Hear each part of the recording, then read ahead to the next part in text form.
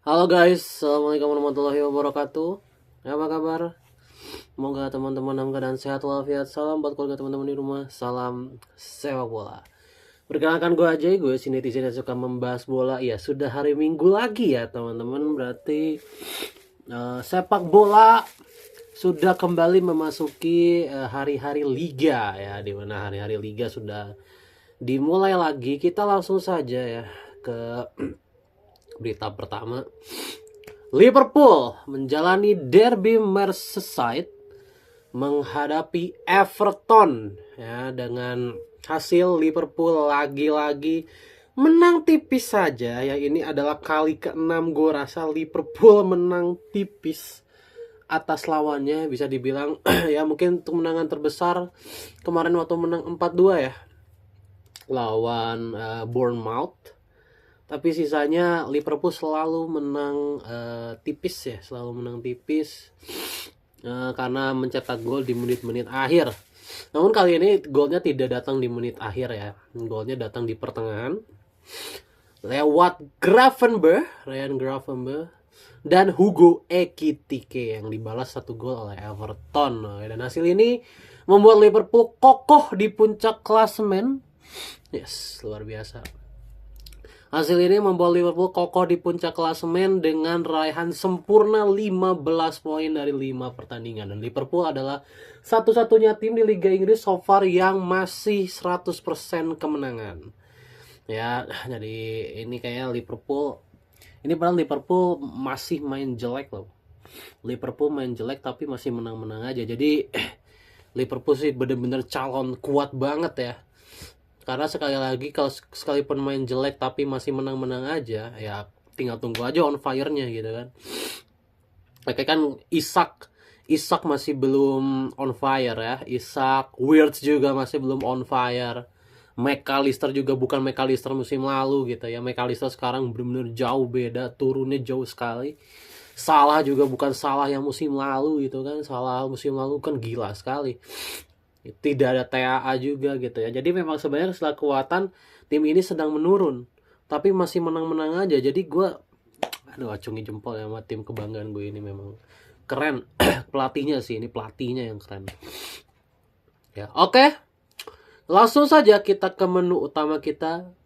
Big match yang bukan big match. Antara Manchester United versus Chelsea. Gua nonton full pertandingan ini ya. Kalau Liverpool Everton gue cuma nonton highlightnya karena ya maghrib gue nggak ada urusan jadi nggak bisa nonton. Malamnya MU lawan Chelsea gue nonton full dari awal sampai akhir. Menit kelima, Sanchez kiper Chelsea sudah mendapatkan kartu merah yang membuat Chelsea sudah bermain dengan 10 pemain ya. Sejak menit kelima ya, jadi hampir sepanjang pertandingan Chelsea bermain dengan 10 pemain. Dan kepanikan kayaknya terjadi ya di kubu Maresca, di mana 3 pemain langsung diganti setelah keluarnya Sanchez. Yang pertama pastinya untuk ganti kiper. Nah yang 2 pergantian lagi ini gue bingung kenapa. Estavio diganti, Neto diganti, Palmer diganti ya. Estavio ngeganti kiper ya, oke lah gitu lah. Perubahan Neto dan juga Palmer ini gue pertanyakan sekali, apa yang dilakukan oleh Maresca. Padahal gini loh, dengan bermain 10 pemain pun sebenarnya keseimbangan masih bisa dijaga ya, masih bisa dijaga dengan main 4-4-1.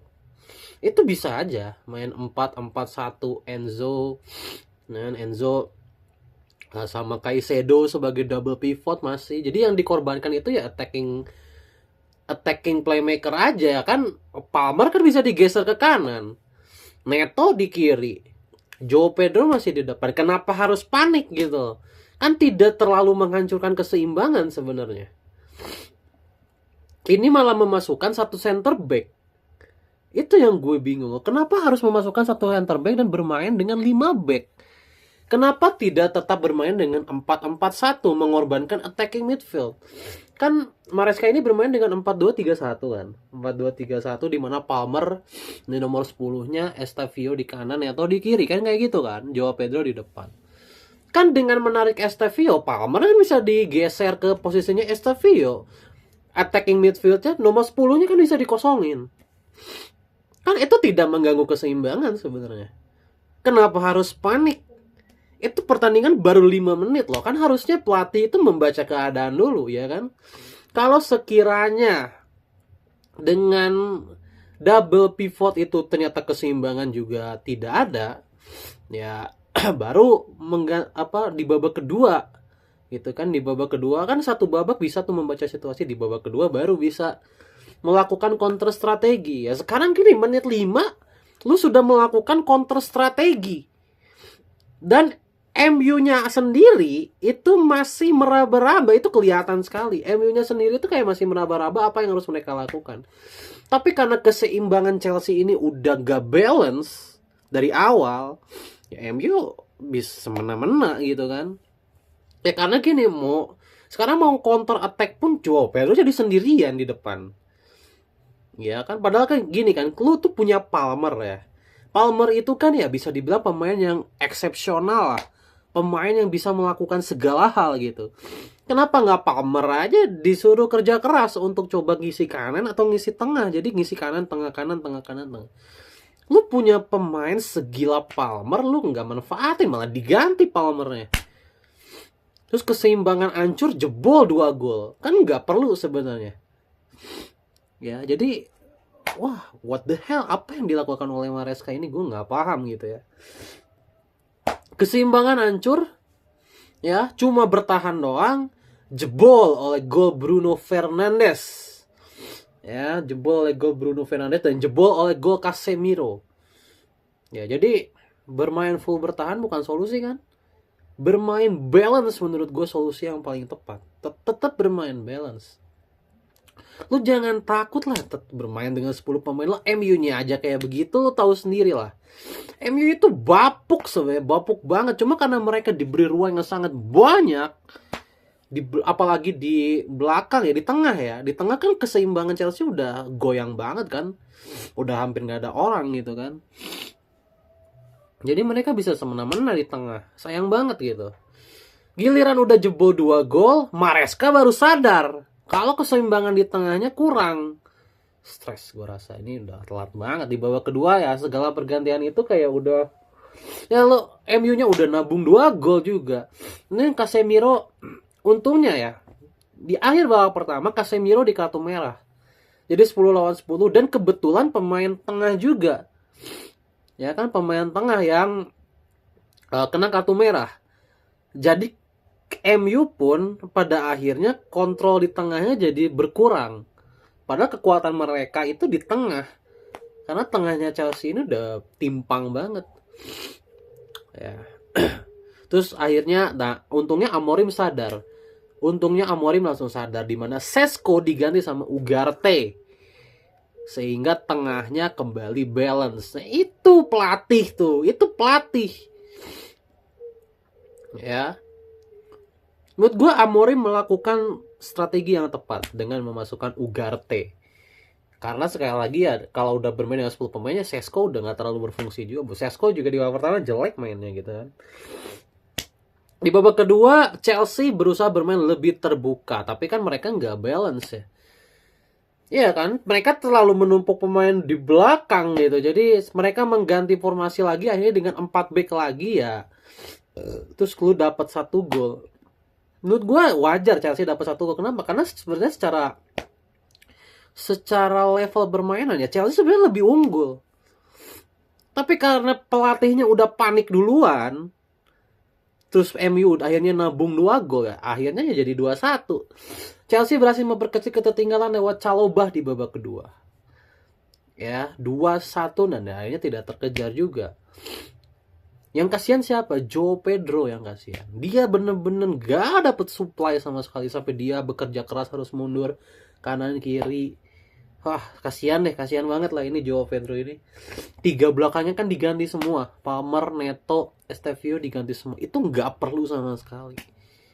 Beneran gue, gak perlu sama sekali. Lo harus bisa membaca permainan dulu. Karena sekali lagi ya, MU being MU. Terbukti ketika Casemiro keluar, keseimbangan mereka juga goyah. masuk Ugarte keseimbangan lebih bagus lah, lebih cair, bertahannya jadi lebih bagus. Tapi MU still MU, mereka tuh selalu ada aja ngelakuin kesalahan sendiri gitu. Dorgu lah, Shaw lah, Maguire lah, pasti ada aja gitu kesalahan sendiri yang mereka lakukan gitu. Jadi harusnya Chelsea itu nggak perlu panik gitu. Ya sudahlah, sekali lagi itu balik lagi ke mental pelatihnya ya. Tapi ya kemenangan ini membuat MU naik ke posisi 9 klasemen sementara, dan Chelsea terlempar dari peringkat 4 besar. Ini sayang sekali ya. Buat Chelsea sayang sekali, mereka kan belum terkalahkan sebenarnya. Sekarang mereka kalah dengan cara yang cukup konyol kalau untuk gue. Kepanikan Maresca yang berujung petaka ya. Jadi ya cukup disayangkan untuk Chelsea, padahal MU kalau melihat permainannya di babak kedua, MU ini gak layak menang sama sekali. Seriusan. Permainan dia di babak kedua ya, kalau permainan babak pertama ya udah jelas karena mereka unggul pemain ya. Tapi ketika situasi sudah 10 lawan 10, MU ini gak layak menang sama sekali. Mereka tuh mainnya tuh bener-bener makin, ya ini kayaknya udah template banget ya. 45 menit pertama mereka bagus, 45 menit kedua mereka tuh selalu hancur. Hampir selalu kayak gitu. Ya, jadi ya mudah-mudahan ini evaluasi yang bagus untuk Maresca ya. Sekali lagi jangan panik menyikapi keadaan. Lu nggak perlu melakukan itu. Lu punya Palmer ya, lu punya pemain se-convincing Palmer yang bisa melakukan apapun, ya lu manfaatkan gitu. Bukan diganti, Palmernya malah diganti, kocak gitu ya. Itu aja. Bye.